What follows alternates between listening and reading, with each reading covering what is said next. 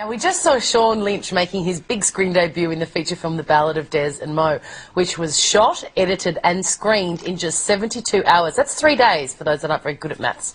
To talk further about how they managed to pull off such a monumental feat, we're joined by lead actress Kate O'Toole in the middle here, producer Gary Hoctor on the end, and movies director James Fair. Welcome, guys. Thank you. Now, there's so much that we want to talk about, but let's talk about the movie first, the film. What's the film about? It's a romantic comedy about Des and Mo, a couple who have come over from Ireland on their second honeymoon, but their luggage doesn't arrive with them, and it's the 3 days whilst they wait to be reunited with their luggage and the sort of farcical odyssey that they undergo in between. You shot it in 72 hours. How long has the film been in the making? It's probably been in the making for at least 15 months. Right. So quite a long lead-in time, and there's been a small group of people working on it for that time. So we met the director of the Melbourne Festival in Berlin in 2009 in February, and that's kind of kicked off the whole invitation, and we started, I suppose, emails going back and forth then. What's the attraction to making a film within 72 hours? Why did you do it? Good question. Well, it means that the invitation to the festival came first. So that means that whatever film we make gets into the festival, and for us as kind of micro-budget filmmakers, it means that we get our films seen by film lovers, and it's notoriety for the film, and it allows us to sell the film afterwards. I was going to say, Kate, as an actor, how did you find the process, just having to do it all very quickly? You didn't have a lot of... It was a bit like doing a play. Right. That you do the whole thing from start to finish without much of a, break in between scenes. You just keep doing it all the time. But I enjoyed that. I like that. Exhausted. All of you must be absolutely exhausted. Have you had any sleep? Not really. I haven't, no. But all the adrenaline has just been sort of washed out of my system now, so I'm crashing. Kate, when you first heard about the project, did you think, oh, how ridiculous? No, I didn't at all. You didn't?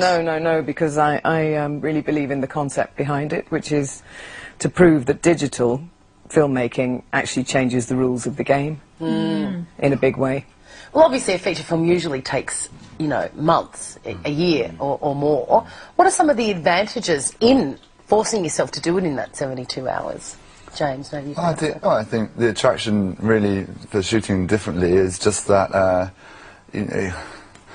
it's exhausting that taking, it's exhausting on money, it's exhausting on time when you're taking so long to make something. I think, cutting down the period between the concept and the completion is just in everybody's interest. It is, yeah. And really, the only reason why we're not doing it at that speed is just because a lot of the mechanisms and structures that we've created around filmmaking, and that if we rethought some of that, I think the point at which we start and the point at which we're watching it would be a great deal smaller. Do you think a 72-hour film is inferior in quality to one that's taken a year or 2 years? No, God, no. You look at some... Isn't that interesting? You look at some of the stuff that's coming out of Hollywood, especially the huge budget stuff. Yeah. It's just dreadful. Because Kate, would you understand that some people might have thought initially when you made the decision that it was a bit of a compromise, and are you saying it's complete opposite of that? Oh yeah, I don't think there's any compromise at all. No, none whatsoever.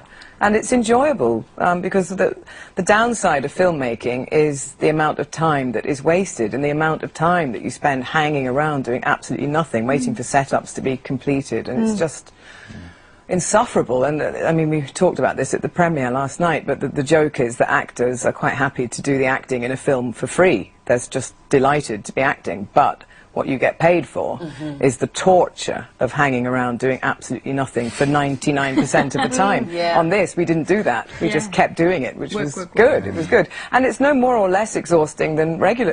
All filmmaking is exhausting, however you do it. So in that regard, it's no different. Did it help you as an actor that you don't have those times, that you have to sort of downtime, that you felt like you had more momentum in terms of your performance? Yeah, I think so. Yeah, I enjoyed it. Where can we see this film? We can see it again, hopefully, at other film festivals, and I mean, obviously we'll try and sell the film on, maybe even to television or, to a general release. So London, Berlin film festivals, that's where we're hoping to go next. Yeah. And you guys have got a website that do you feel free to plug it, that people can sort of keep up to date with what's going on? Yeah, and all our sponsors and partners, we wouldn't have been able to do that without them, because it's still micro budget. So it's 72hourmovie.com is the website, and people can check out all the Facebook links and the blogs and the vlogs that are there as well. So. Would you do it again? I would, if they'd have me. Do it again, but on a bigger budget this time. There's kind of great benefit. A lot of Melbourneian volunteers participated on this film, and people who haven't had experience in feature films before participated. So it's great to give something, you know, to get them involved as well. I would do it again, but on a different budget this time. And Kate. my wife would second that too. Yeah, I bet. Your dad was, of course, a legend of stage and screen, Peter O'Toole. Would he have been into this sort of thing? Very much so, because he can't stand the waste of time and money that goes on in Hollywood. It drives him absolutely crazy. And he says that the more that money becomes a big consideration in the making of a film, the more it attracts people who aren't interested in it from a creative point of view. They're just interested in it from a financial point of view, and that is of detriment to the work, and he can't bear it. There's a lot of films he's had such miserable times on because he's surrounded by incompetence, you know, people who just don't know how to make films anymore. They're just there to make money. Well, you've revolutionised filmmaking. I can't wait to see it. Yeah, it's fantastic. Well, big thank you very much for coming in to Gary Hoxha, James Fair and Kate